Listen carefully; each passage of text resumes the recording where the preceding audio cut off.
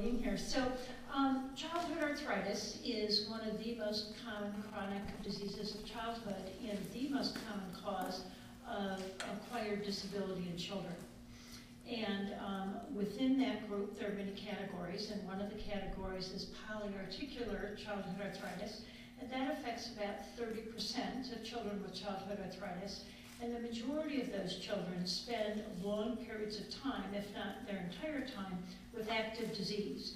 And so it's really, and they end up with poor outcome and lots of joint destruction. So we had 85 children from 15 sites across the United States that were randomized into 2 different aggressive treatment arms. We wanted both the treatment arms to be aggressive.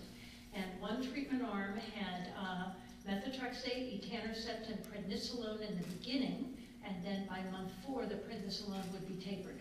The other treatment arm had methotrexate, but at the same dose as the other arm, which was 0.5 milligrams per kilogram per week, which to you doesn't mean much, but it was an aggressive dose, and we gave it subcutaneously each week. So we gave sort of the maximum dose and in the sort of best route to get maximal response to the medication. And then children were evaluated at 1 month, 2 months, and then at 4 months was the first cut point in the study. And because we wanted this to be aggressive treatment, we wanted children to achieve 70% improvement by 4 months. If they did, they continued on their blinded treatment.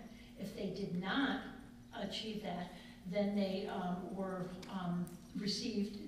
changed to open label methotrexate, etanercept, and prednisolone. And let me point out, and I should have pointed this out, that both treatment arms were completely blinded. So this means that neither the physicians, nor the patients, nor the study coordinators, nobody knew what each patient in the study was getting. And so the children that were on the methotrexate alone arm, they were actually getting blinded etanercept injections every week and blinded oral prednisolone. So everybody got 3 drugs for the treatment. Patients then went on, and at 6 months, they were again evaluated, but this time for the primary study outcome, which was the achievement of inactive disease.